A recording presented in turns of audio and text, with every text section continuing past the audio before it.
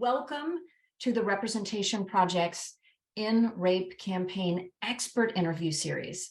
My name is Dr. Caroline Heldman. I'm the Executive Director of the Representation Project, which was founded by Jennifer Siebel Newsom back in 2011 after her film Misrepresentation launched a national conversation about sexism in media. And she has continued this work forward. And today we are talking with the foremost experts on the history of sexual violence prevention efforts, the root causes and consequences of sexual violence. So if you are joining this incredible conversation, I'm honored to be talking with Dr. Feimster today, Dr. Crystal Feimster. And just a quick note before I jump into her bio, we will be talking about sexual violence. This could be triggering or activating content. If you are a survivor of sexual violence, I would recommend maybe watching this after it has been recorded and posted. That way you can skip over parts that may be triggering, or if you find it too intense, you can stop at any point. So with no further ado, let me introduce Professor Feimster, whom I have permission to call Crystal. We all know she's a professor, also a native of North Carolina. She's a professor in the departments of African American Studies and History and the programs of American Studies and Gender, Women, and Sexuality Studies at Yale University. Crystal earned her PhD in history from Princeton University and a BA in history and women's studies from UNC Chapel Hill. She has received numerous teaching and mentoring awards and is an OAH distinguished lecturer.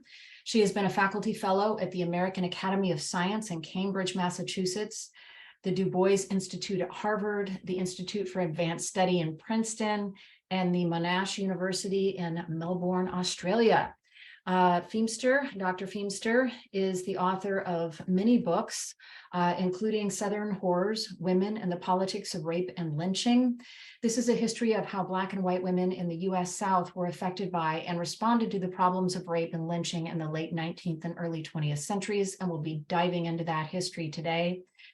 Southern Horrors won the Northeast Black Studies Association Book Prize Award and received honorable mention from the Organization of American Historians.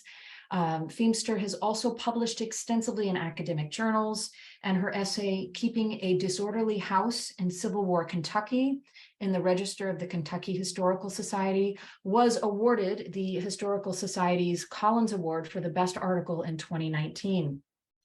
Professor Feimster is also published in the New York Times, the Chronicle of Higher Ed, and Slate, and has advised and appeared in several documentaries, including the recent documentary, The Rape of Racy Taylor. If you haven't seen it, you must. Feimster is currently completing a couple of manuscripts, a couple of books, Truth Be Told, The Battle for Freedom in Civil War Era Louisiana. It's a case study that centers Louisiana as part of a formative movement in the emergence of new ideas about freedom and citizenship in America. And she is also working on a manuscript titled Uncivil: Sex and Violence in the Civil War South. Welcome, Crystal. Thank you for having me. It's a pleasure, and I'm looking forward to the conversation.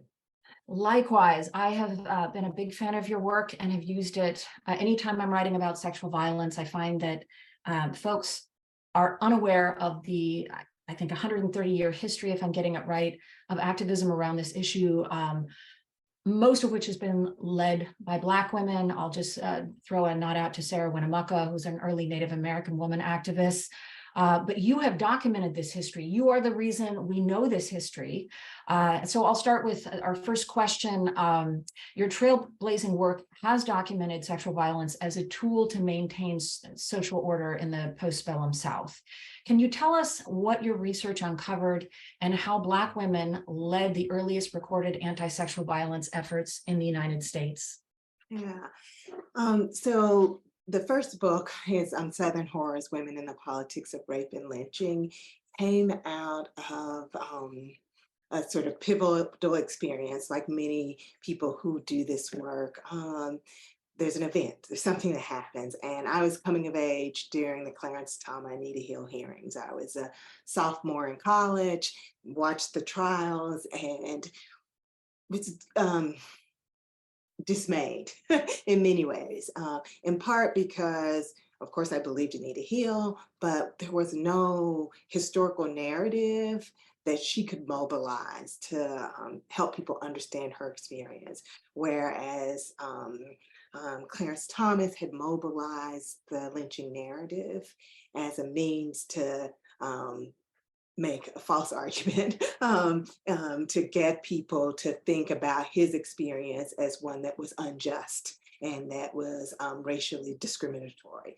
Um, and I thought, well, why can't Anita Hill mobilize this longer history of Black women's victimization? And there are many reasons why it was really difficult, but I thought there needs to be a historiography. And what happens if we take that history of lynching, which most people understood as the sort of racial politics in which white men were policing Black men's political, economic, and social rights and using the myth of rape as the justification. Um, so my book wanted to kind of take that apart and really center Black and white women in that narrative of lynching and to take seriously the question of rape.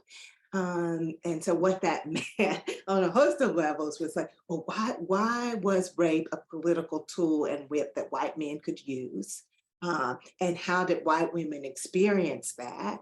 And two, why haven't Black women been able to mobilize rape as a kind of political tool to demand justice and fair treatment?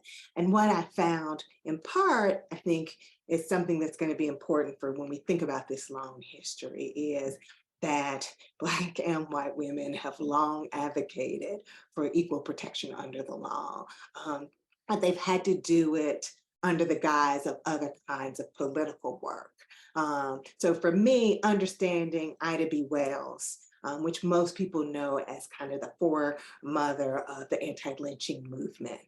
What would it mean if we understood her as an anti-rape activist instead of an anti-lynching activist, or both, right? That oftentimes, because of the way the history of lynching has unfolded, we're not able to talk about rape as a real issue because of the rape myth. And so I thought, well, Ida B. Wells didn't veer away from talking about sexual violence as a real problem, not only a problem that Black women face, but that white women face. And she understood also rape in racial terms. So one of the things that I found was that Black women were sexually assaulted and harassed by white men on a host of levels, in the same way that we think about how lynching was used to terrorize the Black community, to keep people in economic and political subjectivity. Rape was also mobilized in the same way against Black communities. But also, I realized something that we all know, any of us who study or work in anti-rape activism, is that most women experience sexual assault from men that they know and who are of the same race, right? But that was in this sort of political milieu of the post-Civil War moment.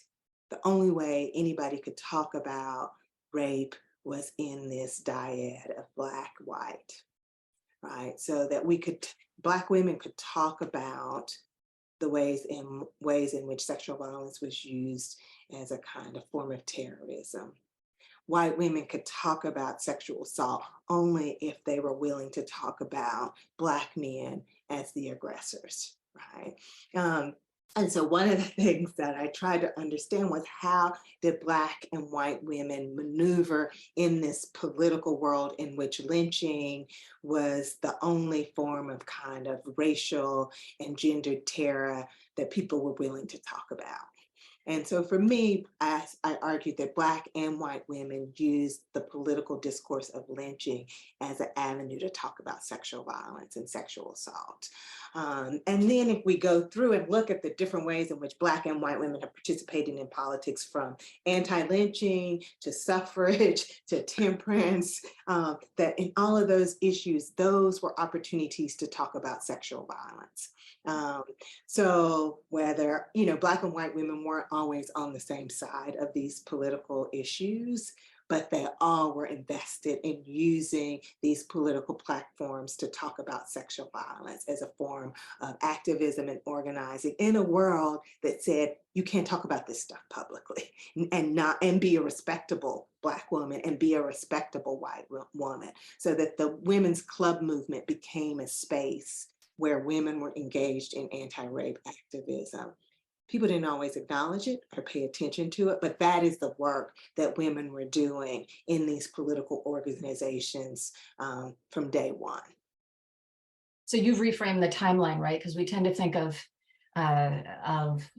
the Me Too movement is kind of emerging out of nowhere. The campus anti-rape movement a decade ago, which leads into that. It just came out of nowhere. The 1991-92 national conversation we were having about sexual violence.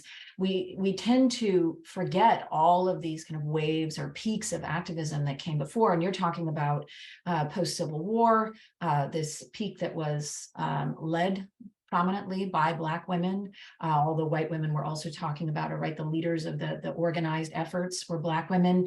And there was another erasure that Danielle McGuire talks about. She builds on your work, right? That Black women's leadership in anti-sexual violence work was erased leading up to the civil rights movement, but that a lot of the activism that was happening to prevent sexual violence actually laid the groundwork for that movement. Can you talk to us about the erasure of Black women's leadership during that era? I mean, I think, Daniel McGuire makes a brilliant argument, right, in terms of helping us reimagine, particularly Rosa Parks' involvement in the civil rights movement and framing her in many ways as an anti-rape activist working within the NAACP, investigating this sort of moment of racial terror or this longer history. And I think yes, in similar ways that Rosa Parks is part of a longer trajectory that we might think about as what I like to think about as the Black freedom struggle. And we can go back as far as like 1830 and to Maria Stewart, who in the 1830s is an abolitionist, Black woman abolitionist who speaks out in Boston and is the first woman to speak publicly, right? And make a public speech. And part of her argument is about finding protection for Black women, particularly Black women who are enslaved and who are written outside of rape laws. And we can track individual women within all of what we might think about as the kind of struggles for Black freedom, whether we start with abolitionists and we move on to the interracial coalitions that happen after Reconstruction. If we look at the 1890s, and by the time we get to Rosa Parks, she is one of many. And I think that there's a reason, and I would say it's not so much a question of erasure as, willful ignorance and a dismissal. So yes, on the one hand, I would argue that yes, Rosa Parks and Black women, particularly McGuire uses the bus boycott as a way to kind of center Black women within the civil rights movement and their campaigns for bodily integrity and to be able to move in public spaces without fear of assault. Sometimes that's sexual assault, sometimes that's racial assault or racial violence in these public spaces. So yes, in some ways they're organizing around this if we start with Black women's clubs. But I think it goes back to this question or issue that I've always been grappling with around the ways in which both Black and white women experience sexual violence. The Black and white women have been doing the work and trying to draw attention to these issues. But because the stakes are so high and so much higher than the narratives we're used to hearing, which is white women are raped by Black men. And even more so now, we hear the narrative of kind of white supremacy and the ways in which Black women are terrorized by white men. And that film, Racy Taylor, is a beautiful story about how Racy Taylor fought for justice when she was sexually assaulted and raped by 7 white men.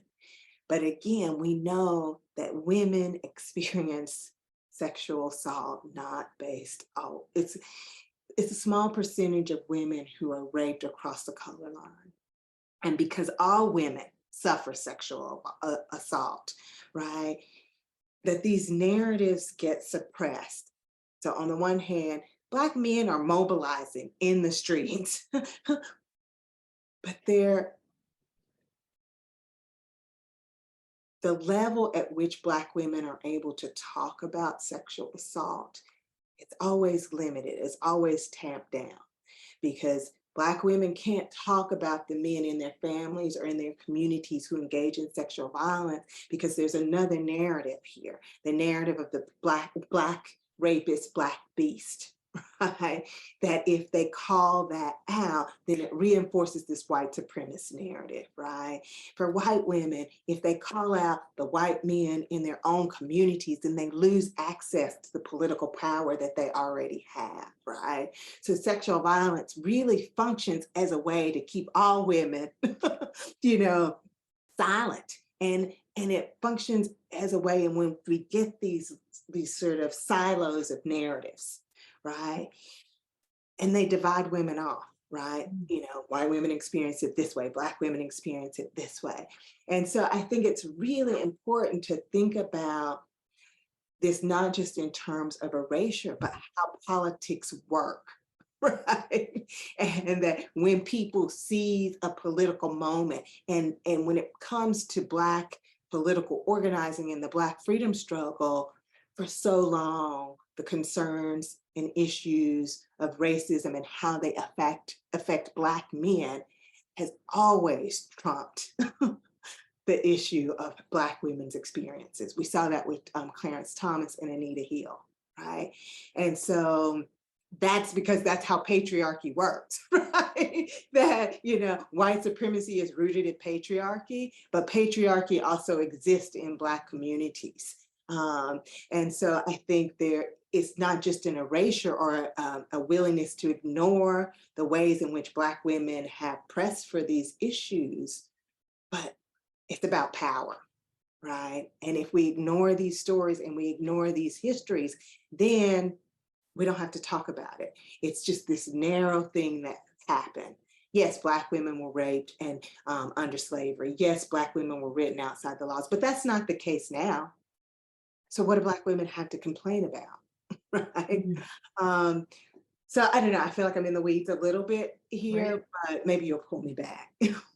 Well, so let's pull that incredibly, revealing lens and apply it to what's happening today. And just for a little context, I'm sure you know, if you look up anti-sexual violence work, Wikipedia places it with the emergence of the second wave of the women's movement, which this is a different topic of conversation. I think the way we talk about that movement as only being a white women's movement actually erases the most prominent contributions of women of color during that time, who laid the groundwork for the movement, theoretically and in terms of activism. But you look at that and it makes it seem like it's, white women leading the movement.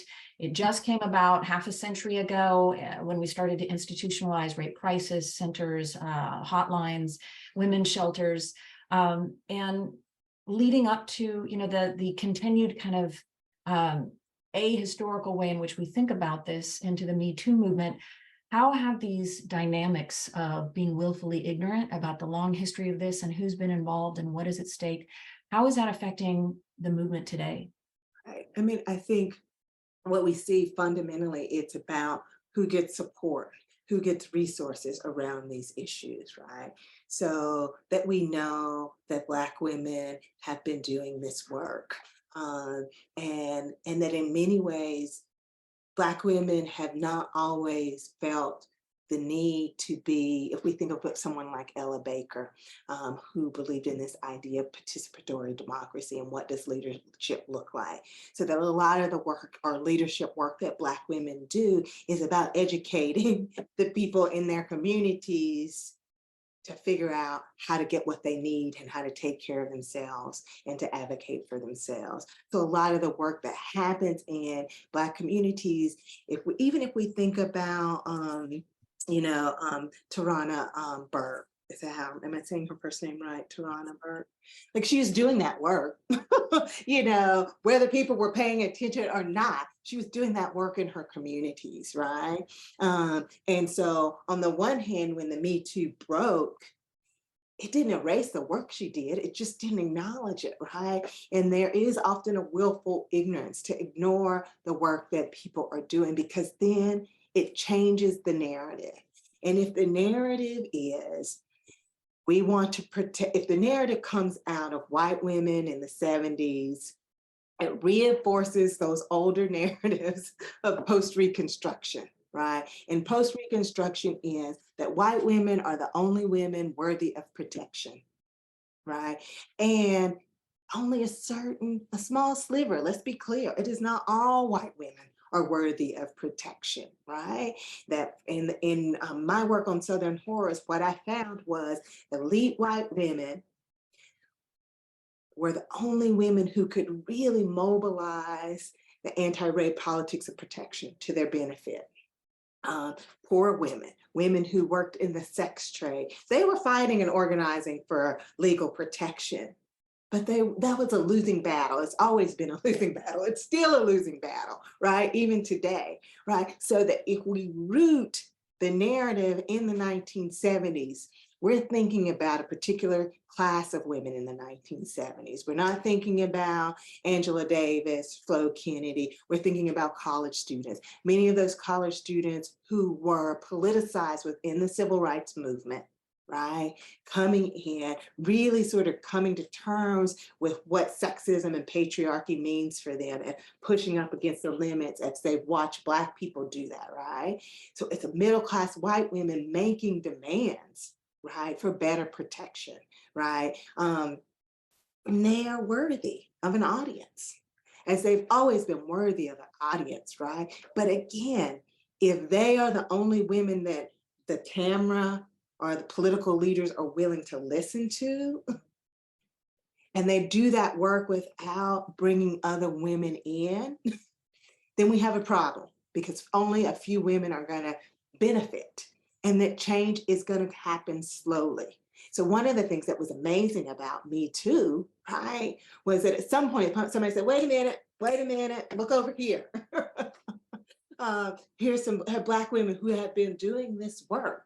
And what happens if we shift the spotlight and we center Black women, right? I always say, if you center Black women, a high tide raises all boats. But if you center elite women, and they can be Black elite women, as far as I'm concerned, they can be whoever. If you center the most privileged women among us, then the majority of us lose out. Because we're all, in some ways, if we think of intersectionality as being about, you could be a middle class trans woman. Guess what? The middle class category isn't going to protect you from the way that trans women are experiencing sexual assault. So we have to kind of center those who are most vulnerable. And I think if people pay attention to Black women's demands and these longer histories, then it comes at a real benefit for all women, but it makes the stakes really high for all men who engage in sexual assault and sexual violence.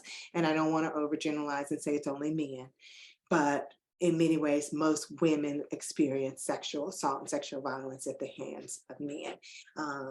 So, yeah. Right. So the stats are 90% male offenders and 90.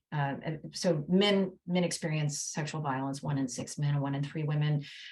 Just for context, as you're bringing up that important point, and I want to nerd out just for a hot second about intersectionality. You mentioned Maria Stewart Miller, who wrote the first, as Anne Marie Hancock has noted, wrote the very first intersectional book back in the 1830s. You obviously incorporate this in your work. You teach class on critical race theory, which it sounds like intersectionality is shot through everything you do. Can you talk to us about the importance of intersectionality, that it's not just, this lens plus this lens, and why it's so important when we're talking about sexual violence? I mean, for those of us who work in on questions of rape and working with thinking about the law, I think Kimberly Crenshaw's sort of framing of how we need to think about intersectionality as a kind of legal intervention is really important, right? So I often say to my students, so if we are taking intersectionality to its legal implications as articulated by Kimberly Crenshaw, this is what it looks like. She's saying that, Black women, if they bring a case of, they say that they are being discriminated in the workplace because they are Black women. Right? There's no category that acknowledges that intersection of race and gender and how it's a category of discrimination. And so therefore, if a Black woman says, my employer is discriminating against me because I'm a Black woman, that employer can say, well, actually, we have Black men. You're not being discriminated based your race. And she says, no, it's because I'm a Black woman. Nope, you're not being discriminated against because you're a woman. You're being, because we have white women in our place, right?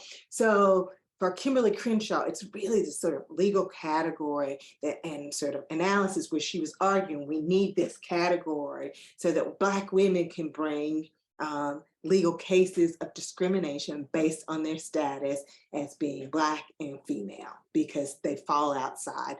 It doesn't work when you are using these other legal categories.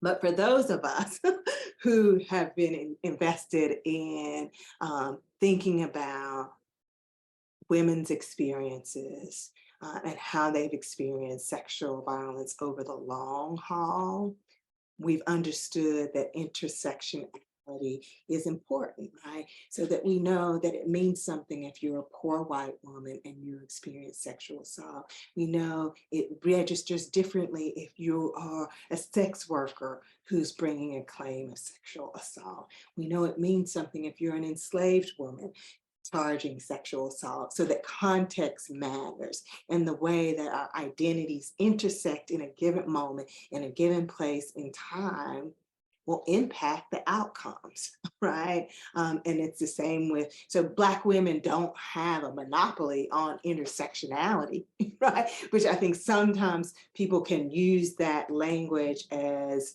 a synonym to Black women. That, oh, if you hear that, you're thinking Black women, because Black women have done the theorization around this idea to make their own experiences visible and legible.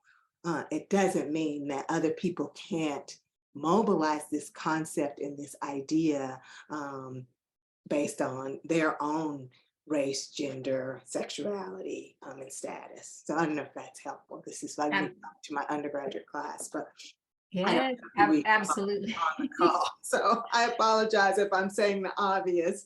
Oh, no, Crystal, this is great, right? It exposes it demystifies this, I think a term that gets thrown around a lot, intersectionality, that it's a very important analytic tool upon which you can take action, as you're pointing out, Kimberly Crenshaw really developing that theory, and in terms of the legal context, and your point that it's not just the intersection of race and gender, right?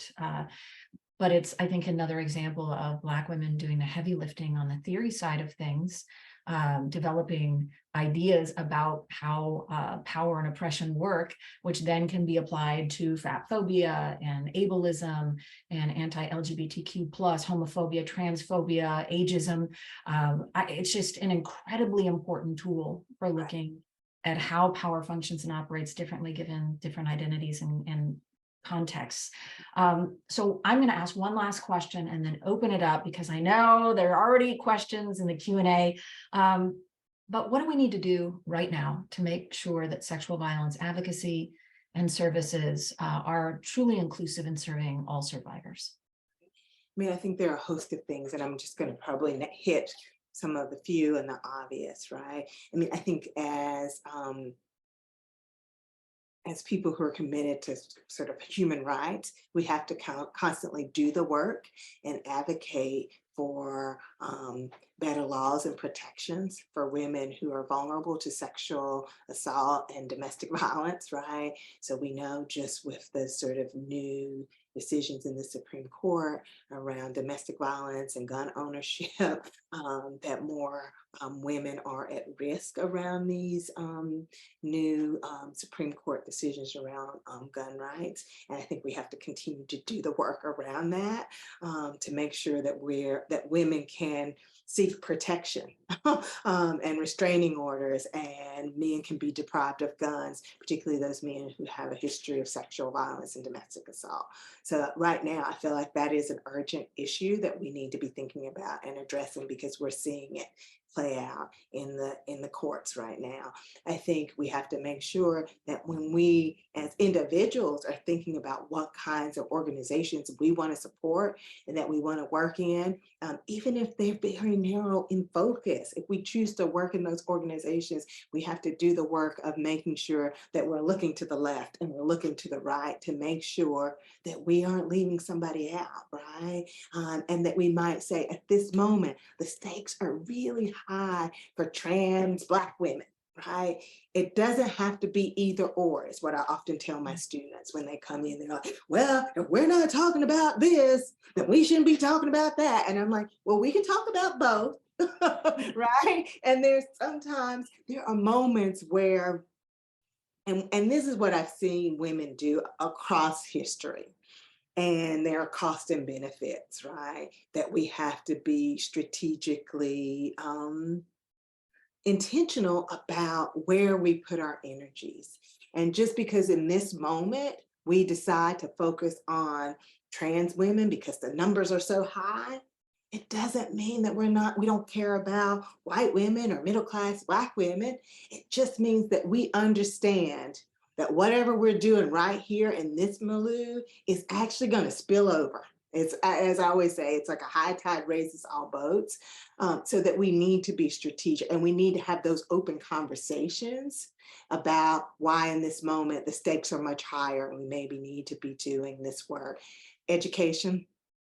As an educator, as professors, I think making sure people are having the conversations, that people have the information, that we are still talking about not just consent, which is the issue that kind of took over from the 90s up until like 2015, that it's not just a question of, that we're not just talking about consent, that we are talking to our young boys and our young girls about sexual pleasure and what that looks like and what it means when one is not pleased in those sexual exchanges, and that sometimes the question is not about consent. Sometimes it is about bad sex, right? But so sex education has to continue to be a part of how we reorient and talk about sexual violence. And I've seen this particularly in my work and research on sex workers who experience sexual assault and trying to make arguments and claims, that because sometimes we don't know how to talk about sex, that it's always and forever about consent, and that consent historically doesn't work. Right, because we know that historically, if a woman had consented to have sex with a man, then she'd already given consent to every other man who wants to have sex with her, right? So that can't be the language, right? So that really sort of thinking about how we expand the categories in which we talk about sexual violence and sex. So I'm gonna let people ask questions. Yeah, no, great ideas, responses, ways to address this. And one of your responses ties in directly with something that Daryl is asking. They say, thank you so much for your work, Dr. Feimster. As you are explaining this, I wonder if you could talk about the experience of queer women, and especially Black queer women, or any stories that emerged from your research. So 3 marginalized categories interacting around sexual violence. This is a great question, and it's a question that comes up time and time again, particularly in my I teach a course on Black women's history, and one of the things that is very clear about the historiography and the field in which I'm working in is that there is a real divide between sort of queer history and then what we might think about as this category of Black women's history, which is very heteronormative. And there's just not a lot of research and writing about sexual violence and queer women as victims. But a lot of the theory that, like, if we're going to think about Black feminist theory, if we're going to talk about intersectionality as a kind of theoretical category that has been making its way through Black feminist thought from slavery to the present, then guess what? Queer Black women are at the center of that, right? That we can't think about the Combi River Collective and not think about the Black queer women who were doing that work. We can't not think about Audre Lorde. We can't not think about Polly Murray, that Black women have been, because they are already on the margins, right? And then if you throw in queer, it really allows for them to imagine and to think critically in new ways, right? So, but again, even as they have done that theoretical work, the field hasn't always integrated that work in terms of the kind of research topics that people have chosen.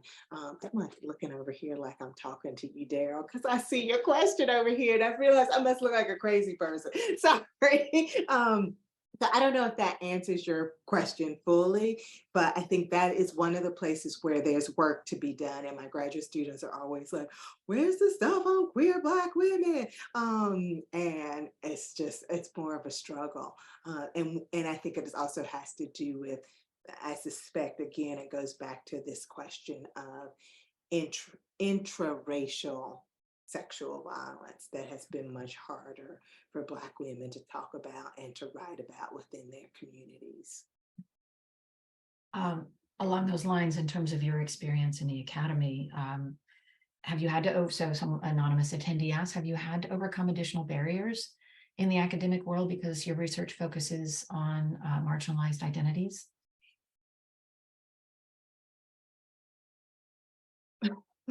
That's a hard question to answer because in many ways I have come of age in a field of women's history. Um, and most of the people who trained and have supported me were feminists. I have to joke because they came out of that second wave feminist, right? Some of them Black, some of them white. But there was a moment in the 90s when I was coming of age as a scholar in the shadow of Anita Hill, where Black, white women feminists in the academy were being called to task to do more work around diversifying and not just the faculty, but their teaching, right? And the kind of scholarship that people were doing. I was actually a beneficiary of that. I often kind of joke that there's a way in which I'm a child who came of age and benefited from affirmative action. And I say that proudly because there would be no me without affirmative action, and that we need to be acting affirmatively to make sure that there are more women and people of color in the academy.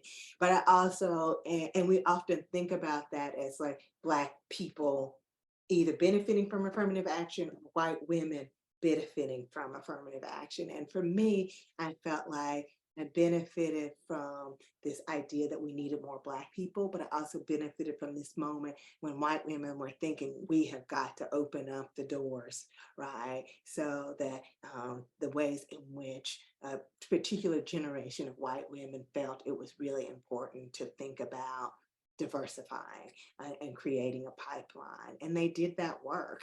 And even some of the Black women who are a generation ahead of me, like Deborah Gray White, who published the first book on Black women in slavery, was supported by Anne Scott, who was an older white woman who had written about the Southern mistress, right? But she knew that Black women needed to be writing and working in this field. So I have been very fortunate because I think time and place mattered. Um, and mostly people have supported my work. And if people didn't, it was because they believed that the sources didn't exist. I mean, all of us who are working on these issues, there's no evidence. Where it's just like the narrative of rape, like there's no evidence. What's your proof? So that there were people who always believed I wouldn't find the sources, and how could I do this work just because it hadn't been done? The assumption was it was because we couldn't do it, when in fact nobody was really committed or interested in doing it. And so I've had the pleasure of proving people wrong, but so that's but nobody is preventing me from moving forward in a sense. But that I've had my naysayers, but you know, Interesting dynamics. And I had the same experience with Clarence Thomas and Anita Hill, and still have an axe to grind with Biden for not bringing in other witnesses and just leaving this Black woman who was compelled to testify, didn't even want to come forward, was reluctant to testify, and just hung her out to dry in front of the whole nation. Biden, I say that sort of jokingly, but I think people don't know that history. It's just so aggravating that, it was a collusion of men in power that did this. So an anonymous attendee asks, thank you for your brilliant and enlightening analysis, Dr. Feimster. I agree. Yes, yes. Thank you. How does the intersectionality of sexual assault within various religious institutions, including that of male identified people, fit into this narrative of our collective struggle against rape culture? That's a really good question. And again, I think there is a longer history that might be useful in terms of thinking, and I'm thinking about particular um, denominations.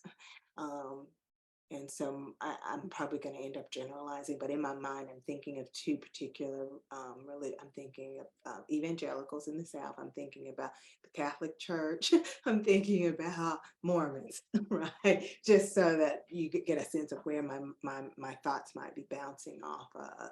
And I'm sure we can make this argument for probably any kind of religious organization in which male leadership is the dominant kind of paradigm, where you have women who are meant to obey and follow, or you have young people who are cultivated within that religious group, right?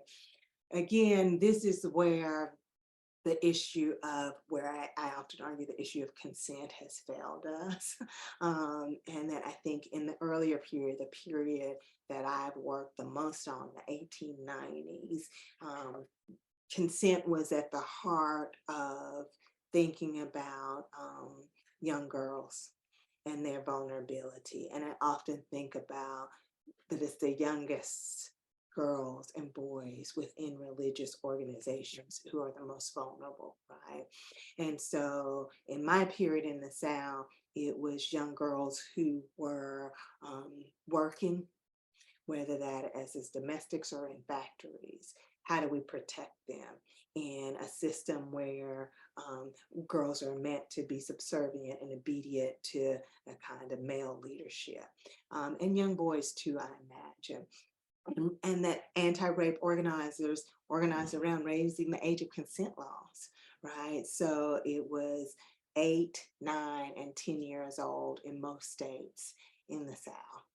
Again, as the women's Christian temperance movement organized to raise the age of consent laws, the pushback was very real, in part because I'm going to say something that could be controversial, or we all just accept that rape laws are on the books to protect men who rape.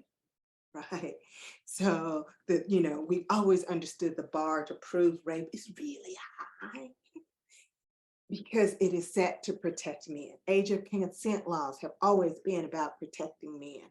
So when the legislatures argue for not raising age of consent to 16, it was about protecting their young boys from being accused of rape, from young girls who consented or didn't consent. Because once you raise the age of consent law, consent is no longer an issue, right? So again, I think this is a question of how do we think about who is protected in our society and who is given the opportunity for justice and equity under the law. And we still live in a society where men's sexual behaviors are protected. We still live in a society where there's a double standard, right? So men can be sexually active, sexually violent, and that is accepted as normal. Whereas women, if we are sexually active or we commodify our sex, then we are no longer worthy of protections. The laws don't protect us. And I think that the religious institutions in many ways are patriarchal institutions that are invested in protecting male power and male sexual power. And that's why in many of these cases, when it comes out, men are protected. And Mm. whether they take it to the law or not, but those institutions rally to protect men in power because they understand that behavior as normative, as normal, right? And so bringing it to the light and making legal arguments against it is to say this is not normal. But we don't we tend to lose those fights, right? We reached a moment with the Catholic Church now where people are more successful, but we know that the institution continues to protect clergy who engage in sexual misbehavior. We know that we work at institutions and universities that protect men who engage in sexual misbehavior and women as well, because that is the laws are set to protect those people. And the rest of us have to fight to get the laws to work in our favor if we are the victim of sexual assault. And you know that's a fact, right? What Biden did, right? Yeah, whether it's political institutions or religious institutions. I mean, it's interesting that claim's controversial, but the proof is in the pudding, right? Which is that only 1% of rapists will ever see a day inside a jail cell. That means we don't take it seriously. I mean, it certainly doesn't work for survivors. We are 10 minutes away from our stop point. So I'm going to combine 3 questions because they're similar. The first is from an anonymous person. Are there specific activists or organizations who are getting it right when it comes to an intersectional approach that we should be following? And then Eve asks, are there organizations or associations we can be supporting that are intersectional at their core rather than just a feminist organization or just an organization dedicated to racial justice? And I'll tack on Molly's question, which is, if I have an hour of work to do each week to prevent or eliminate, reduce sexual violence, what should I be doing? Right. These are all good questions. And Carolyn, maybe you can help me with some of them in terms of organizations and places. But, of course, I believe in, the Women's March. I believe in Black Lives Matter. But I also think it's really important to do the work where you are. So I don't know where all of you are, but thinking about, well, what's locally happening, right? How are women, and think about yourself, like how do you want to mobilize and organize around this issue, and who do you want to be in conversation and collaboration with, right? So for some people that looks like the Rape Crisis Center in their community. For some people it means getting involved in politics, right? For some people it means being involved in Planned Parenthood, right? That if we understand the dismantling of Roe v. Wade as a form of sexual violence that women are going to experience, that might be the pathway, right? So I think there are countless organizations. I think you have to figure out what's the best fit for you, and it's really to start locally. And figure out what are the communities and organizations, and what do you actually want to be doing, right? And for some people, they end up going to law school when my students decide like what do they want to be doing. And some of them go into documentary filmmaking because they want to make films about this. Some go and become professors and Yes, provide the historical timeline. So we understand, how long this issue has been around and how we've been addressing it. right, exactly. And sometimes the first step is just educating yourselves about what the issues are and figuring out where where you want to dive in. And that takes time. So that if you know it's work you want to do, then like spend 6 months or a year reading before you decide where you want to go so that you go in informed. Um, and then there was a question, what was that last question about? Molly's question about if you have 1 hour a week, how would you spend it to reduce sexual violence? 1 hour a week, how to reduce it. Whew. Okay, I'm looking for that 8 ball with the answer here because if I knew, I'd be doing it. I mean, beyond, I mean, literally, like, because there are days where I'm like doing the work and I'm writing this essay and, reading women's testimonies. And I'm like, how is this making a difference? Right? Because I think those of us who are committed to the work will do everything we can to stop it. But it's like it happens in people's homes. It's not like I'm walking down the street. Do I think we need more policing to prevent sexual violence? No, but I think we need people to be able to talk about this, right? So I know I have two sons. I have a 12-year-old and a 17-year-old. They hate talking about sex with mommy. But guess what? Mommy's like, okay, let's review. Let's go over my sex talk. And then I'm like, oh, I'm like, well, what's the 3 takeaways? If you don't want me to review it, give me the 3 takeaways and an example, right? So I have those conversations with them in the hopes that they will have those conversations with their partners, that they will have them with their friends. So when, that there's not a culture that can, because I think that's part of the problem, right? That we live in a world where sexual violence is normal. It is a part of our everyday, right? And sexual harassment is normal. And we often have to figure out how much we tolerate. Like even just walking down the street, like I appreciate a good compliment, but I also don't want to be harassed, right? And so there are moments where I can be nice to a man who's kind of sexually harassing me on the street because I feel like there's a threat here. And there are moments where I'm like, really, just keep on moving because I actually feel safe, right? So that we have to be, and this is all for people who are doing activist work or even people who are survivors, that we have to pace ourselves, engage where we can intervene and what work we can do. I can't write about this stuff all day. I don't even Mm, think I could. I mean, I'm thinking about it for an hour right now, mm. but I'm gonna have some ice cream with my kid in a minute and decompress. So I'm just saying how we prevent it is education. And I think intervening in conversations when we realize that people are acting as if something is normal and acceptable. And oftentimes it's very much when we just saw the last um why is her name blanking on me? The hippocampus woman. What's her name? Hippocampus, the Supreme Court, Kavanaugh.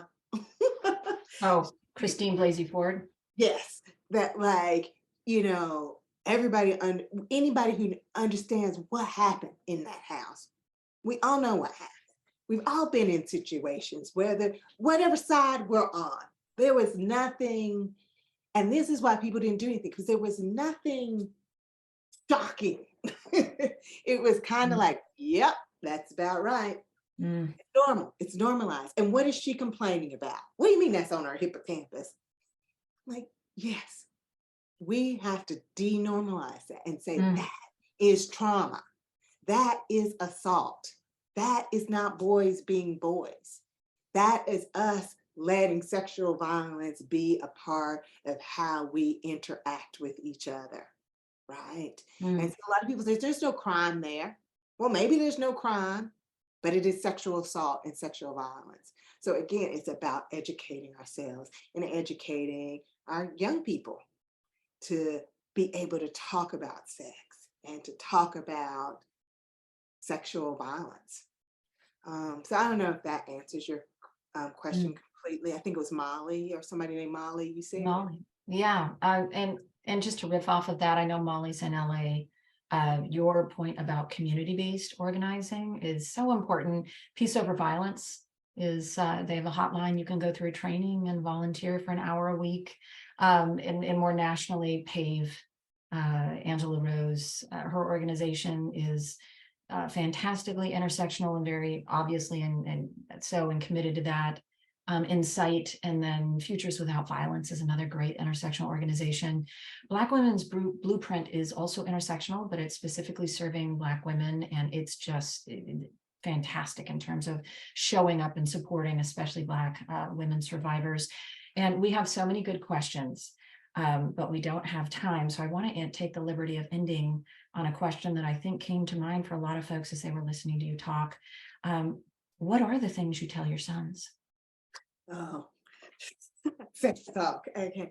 So I mean, the three takeaways that I have is I haven't given up completely on consent because I do have boys and I think that they have to understand. I think as girls, we kind of know what consent is. And so I'm like, it's bigger than consent for me. But I think for boys, the first step is to really understand what consent is. So I want them to think about that. I want them to think about what safe sex looks like, right? And it's not, and that is really tied to consent as well. It's not just about a condom or birth control, right? That like when we think about, BDSM and all of those things, people are like, what's your safe word, right? So I feel like safe sex is not just about, so I get them to talk about like, well, what is safe sex? Yes, you use a condom, but when does everybody feel okay about what's happening? Is everybody, are you on the same page? It's a little bit different from consent, right? Mhm. Because I think for girls, sometimes we're like, we consented, but I didn't consent to all of that, like, right? And so that if you're not thinking about is everybody safe, even within consent, we have a problem. And then I want them to think about pleasure and not just for themselves, because I think most, boys think about sex in terms of their own pleasure. And so I talk to them about what it means to pleasure another person and be in an intimate relationship. So those are the three takeaways that are kind of simple and but they have a little bit of depth so that when I get down to talk to them and I'll say, okay, so let's talk about the different ways in which people can be sexually intimate. And we might go into the depth about that, but particularly with my 12-year-old now, because I'm like, you're in middle school, you're gonna hear all kinds of things. Do you know what this is? Because I don't want them to just go on the internet and look it up. They live in a world now where pornography is just, it's in the water if they're Mm. interested in seeing it. And so really kind of making sure that if they find their way into that world of like sexual curiosity and that pornography becomes a part of that, really sort of talking to them about the bad sides of that, what's good about it, right? But Porn making literacy. Yeah. yeah, and making sure that they have an understanding. So that has been a lot of our most recent conversation is about pornography um, with my boys because they just can access it. Mhm. I came of age at a very different time. Yes, we did. Well, and that is an hour with the absolutely brilliant Dr. Crystal Feimster. I know you're a super busy person, but please email Crystal your questions and maybe she'll get back to you. Thank you so much for this incredible conversation, enlivening, enlightening, and I think there's a lot of action steps people can take away from this. So in addition to your, your brilliant theory, and if you haven't read Dr. Feimster's books, please do. They're worth the read. Even if you're not an academic, they're beautifully written and accessible while introducing incredibly complex topics. So thank you so much.